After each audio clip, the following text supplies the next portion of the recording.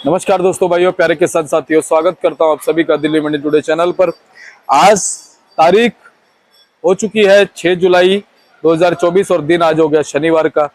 आपको बताते हैं कि आजादपुर मंडी में आज लहसुन का क्या भाव शुरू हुआ है, कैसा बाजार शुरू है, कैसी आज ग्राहकी है, कैसा आज माहौल है, कितनी आज आवक के मंडी में आई है, कल के मुकाबले आज बाजार में क्या कुछ स्थिति परिस्थितियां चलती बनती नजर आ रही है, क्वालिटी लगातार मंडी में कैसी आ रही है और किस क्वालिटी की कैसी डिमांड है, कहां से फिलहाल गाड़ियां लगातार मंडी में आज पहुंची हैं, हिमाचल की क्या वही आवकें आ रही हैं, श्रीनगर का जो माल आ रहा था उसकी क्वालिटी में ग्रेडिंग में क्या कुछ बदलाव आ गया है, कोटा से छिपा बड़ौद से कितनी आवकें देखने को मिल रही है, यूपी की अगर हम बात करें क्या कुछ मॉल है, पंजाब से आवकें और भाव क्वालिटी क्या कुछ बनी हुई है, कितने परसेंट अच्छे और हल्के माल जो है वो मंडी में है, उनसे मंडी में क्या कुछ रुख गिराकी और भाव का बना हुआ है। आज शनिवार का दिन है, तो आज शनिवार का दिन होते हुए क्या डबल मंडी का माहौल बनेगा, कैसा क्या बाजार रहेगा, कैसी क्या गिराकी रहेगी, क्या कुछ स्थितियां रहेंगी, सारी चीजों पे बात करेंगे, जानकारी लेंगे। प्राजी हमारे साथ जुड़े। प्राजी सत श्री अकाल। सत श्री अकाल जी, कैसे हैं प्राजी? बहुत बढ़िया दीपक भाई। प्राजी, मौसम की अगर बात करें, मौसम पे कहीं ना कहीं इंद्रदेव की कृपा हो गई है, क्या कहोगे? बिल्कुल बस मौसम तो बरसात का हो गया है शुरू, बारिश शुरू हो गई है, मौसम अच्छा हो गया है और इस माहौल के अंदर हमारी जो है ग्राहकी भी अच्छी निकलेगी और माहौल अब बिल्कुल ठीक है। और आज मंडी का माहौल क्या है, मार्केट में आज 10, 11, 12 गाड़ी आमदनी है जी, जिसमें से समझो 3 गाड़ी एमपी की है, 3 गाड़ी छिपड़ोत है और 3 गाड़ी हिमाचल है, 1 गाड़ी पंजाब है और 1 गाड़ी कोटा की है जी। तो 10, 11 गाड़ी आमदनी है बस जी। गाड़ियों की जो आमदनी है प्राजी, उसे क्या मानोगे कि एक इस सप्ताह में, ये जो सप्ताह गया है, इस पूरे सप्ताह में आवकें कैसी रही हैं? आवक पूरे सप्ताह में आप देखो पहले से ही इतनी ही आमदनी आई है, 10, 11 गाड़ी, 12 गाड़ी, कभी 14 गाड़ी, कभी 10 गाड़ी, आमदनी ज़्यादा नहीं आई है। इसका कारण क्या था ना कि पीछे इतना बाजार तेज़ हो चुका है, उसके मुकाबले यहाँ दिल्ली के अंदर अभी ग्राहक उस भाव का रस्ता नहीं पकड़ रहा है, लेकिन धीरे धीरे हमारी मंडी खाली होनी शुरू हुई है तो आस्ता आस्ता अब ग्राहक थोड़ी थोड़ी लाइन पर आ गया है और उसको पकड़ रहा है। प्राजी, अगर हम भाव की बात करें, भाव में क्या कुछ फ्लक्चुएशन पिछले 15 दिन में आपको देखने को मिली है?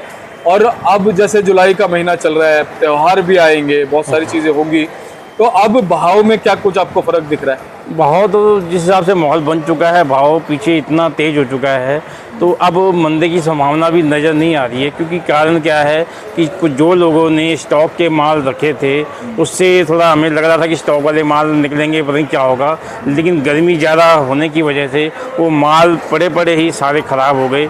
अब वो जो मार्केट में जो ख़राब माल आ रहे हैं वो कम रेट के बिक रहे हैं, ज़्यादा माल वो भी नहीं आ रहा है, 1-2 गाड़ी वो भी आ रही हैं, वो 70-80 से लेकर 100 रुपये तक का वो माल बिक रहा है। बाकी जो अच्छी क्वालिटी के माल हैं वो काफ़ी कम आ रहे हैं। इसी वजह से पंजाब का लहसुन 1-2 गाड़ी आ जाता है, उसमें एवरेज माल तो देखो 100 से लेके 110 और 200 रुपये तक का बाजार है, नहीं कोई लोग उसको 250-300 की रिपोर्ट दे रहे हैं। कल भी 250 का लहसुन बिका, कितने कट्टे बिके? 3 या 4 कट्टे। अब 4 कट्टे का कोई लाट ऐसा आ जाए तो वो 250 तो वो भाव नहीं माना जाएगा, भाव एवरेज माना जाता है कि जो 100 से लेके 200 तक का बाजार है दिल्ली के अंदर। ये आपने सही कहा, कुछ लोग बरगलाने का काम करते हैं, पता नहीं ना जाने क्यों करते हैं कि इतना फर्क दे देते हैं कि हमारे किसान साथी बेचारे परेशान हो जाते हैं। अब वो ये सोचते हैं कि हम जो रेट बता रहे हैं कहीं हम गलत तो नहीं बता रहे, हालांकि हम बिल्कुल जेन्युइन जानकारी दे रहे हैं। 3-4 आड़ती हमारे जो मिलकर के अलग अलग दिन जानकारी दे रहे हैं, तो वो जानकारी गलत कैसे हो सकती है? बिल्कुल बिल्कुल, देखो गलत जानकारी देनी नहीं चाहिए, हम किसानों को गुमराह नहीं करना चाहिए, जो हमारी मंडी का माहौल बोल रहा है वो करना चाहिए। आगे क्या होने वाला है वो ऊपर वाला जानता है, हम भगवान बन जाएं और हम ये करें तो वो चीज़ अच्छी नहीं है, मैं इस चीज़ को नहीं मानता हूँ। और प्राजी, मैं अपने दर्शकों से, किसान साथियों से, व्यापारी भाइयों से भी कहूँगा कि आप भी अपनी बुद्धि का और विवेक का प्रयोग जरूर कीजिए। आप हमारी जानकारी लीजिए, हम आपको जानकारी इसलिए देते हैं कि भाई आपको अपने मालों को निकालने में, स्टॉक करने में, भाव को लेने में, मालों को बेचने में आपको आसानी हो। हाँ जी। लेकिन ये ना हो कि भाई आपको अगर कोई इंसान यूँ करा जी आपका जो माल है वो आज यहाँ ले आओ, इतने का बिक जाएगा, तो आप एकदम से सोचोगे हमारा हितैषी है। भाई ऐसा भी तो हो सकता है कि वो अपने फायदे के लिए ऐसा कर रहा हो, बिल्कुल बिल्कुल, और आप अपने मालों को लेके पहुंचो तो उल्टा आपको लॉस हो जाए। बिल्कुल बिल्कुल सही बात, ठीक है ना? तो आप जानकारी लो, सभी से लो, लेकिन बुद्धि विवेक का प्रयोग करो। हम भी 2 साल से लगातार जानकारी आपको दे रहे हैं, हमेशा अच्छी जानकारी आपने भी दी है, सही जानकारी दी है, कभी बरगलाया नहीं है प्राजी, कभी बरगलाया हमने? हाँ नहीं नहीं बिल्कुल नहीं। अच्छा प्राजी, अब पंजाब का आपने बता दिया, भाव भी आपने पंजाब के बता दिए मेरे ख्याल। हाँ मतलब मैं आपको सारे भाव बता देता हूँ। देखिए देखो, इस मंडी में एमपी के माल आ रहे जी। हैं, एमपी के पड़ते नहीं आ रहे थे, अब थोड़े थोड़े माल आने चालू हो गए हैं।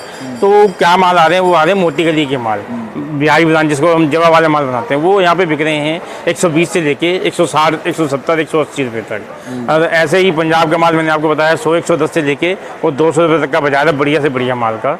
और लड्डू चावल के माल 135, 140 रुपये बिक रहे हैं। उसके अलावा छिबड़ का जो माल आ रहा है वो भी मोती गली का माल आ रहा है, उसका भी रेट यही है 100, 120 से लेके और 160, 170, 180 रुपये तक।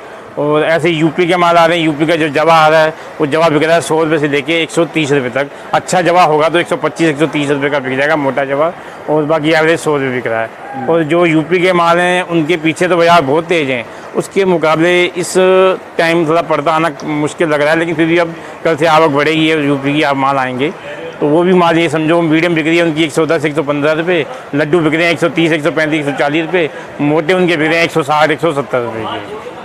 यूपी वगैरह भाई साहब?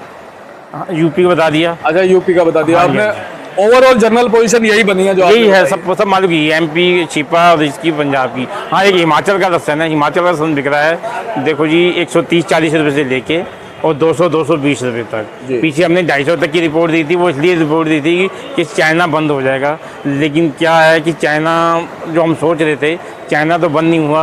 अभी कभी कभी एक दो गाड़ी रात में आती हैं बिक के चली जाती हैं, वो पता ही नहीं चलता चाइना का। तो मैं हम ज़्यादा रिपोर्ट नहीं करेंगे चाइना की, यही करेंगे हिमाचल का जो लहसुन है 120 से लेके 200, और बहुत बढ़िया कोई लाट हो तो 220 का बिक जाता है। अब आप ये देखो कि इतने दिनों से बहुत सारे लोग बहुत बड़ी बड़ी फन्ने खाई वाली बातें करते हैं कि हमने ट्वीट कर दिया, हमने चाइना के लिए हम लगातार ट्वीट कर रहे हैं। अरे तुमने ट्वीट कर दिया, हुआ क्या?